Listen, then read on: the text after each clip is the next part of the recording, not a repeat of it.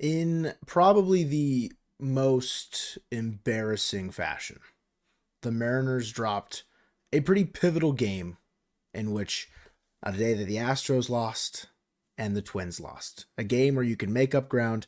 It's the bottom of the 10th inning. You've got runners on first and third. You're down one with 0 outs.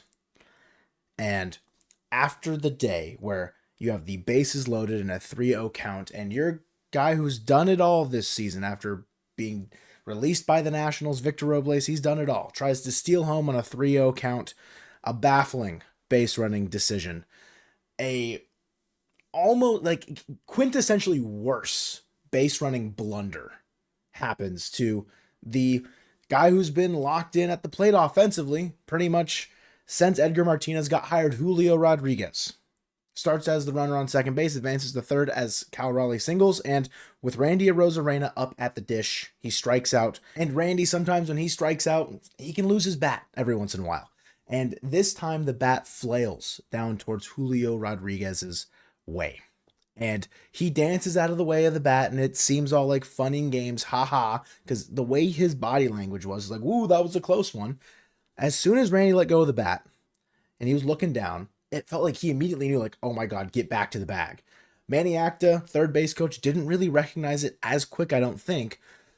Also, as soon as he notices, though, that Austin Wells, the Yankees catcher, has the ball, Jazz Chisholm is standing on third, calling for the ball. Julio Rodriguez, not within a dive's length, like within the base. Manny Acta reacts as yelling, get back, get back, get back, bag, bag, bag. And Julio Rodriguez is thrown out in a strikeout, throw him out situation to then cause runners to only be on first with 2 outs, and you needed 2 runs to score in that inning to win the game. This almost encapsulates how up and down, how close it feels like the Mariners have been, and they always seem to just come up short in 2024. It started at a 10-game lead, obviously, way back when, early on in the season, May, June, the heyday, the good days of Seattle Mariners baseball in 2024.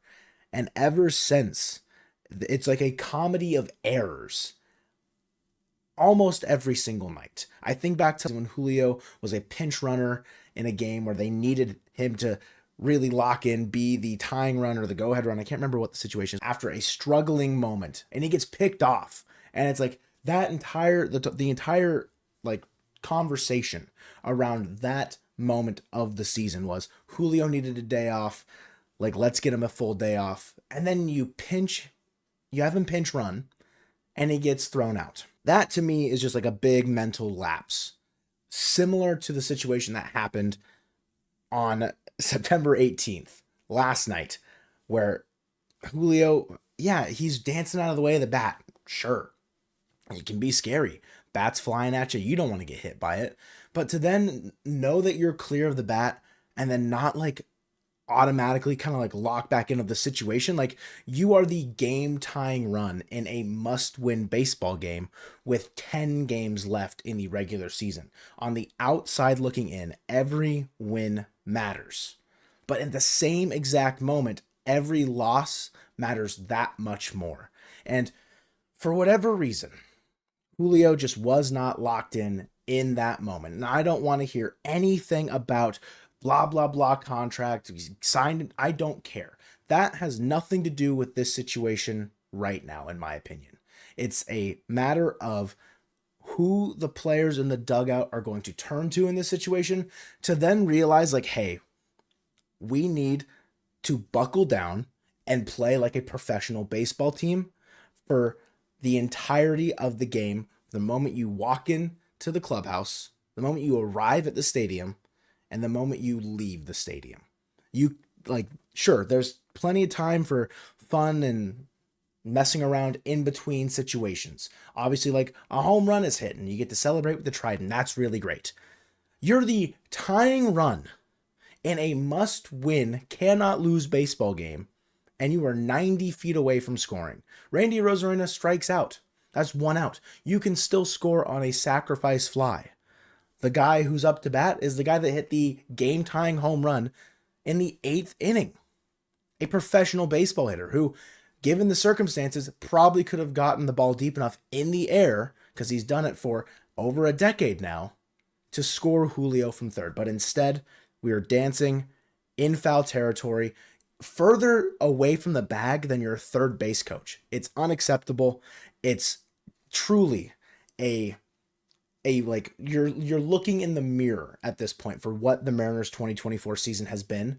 And if anyone's watching this, people know Colton and I have largely been positive communicators as far as where our stance is with the team and where our stance is on the season. Even through the roughest patches, we would try and find like a silver lining to an extent. A 2-1 loss to the Yankees in extra innings where you had runners on first and third with no outs is pretty much the same exact gut punch as a bunch of those bases loaded, no runs scored late inning games that we experienced in 2023. This wouldn't be as amplified maybe if it was June. It is, like I said, 10 games left. You should not and could not lose this game. And yet the Mariners found a way to do it. I really don't know the step forward for like tomorrow. Obviously, Julio is not wanting to be dancing around in foul territory and not being aware of the situation. But that's the fact of the matter of what happened. And if he sits in the Thursday game, which I doubt he will, I'm sure there'll be fans like, that's a benchable thing. He probably won't be. But that's a laughable loss. And that will forever be like the stain, I think, on the 2024 season. You can look at the 10-game lead that you lost in record time, but if you're going to point out a singular moment that will be remembered in 2024 for why the Mariners did not ever really finish the job, it is September 18th, 2024 against the New York Yankees.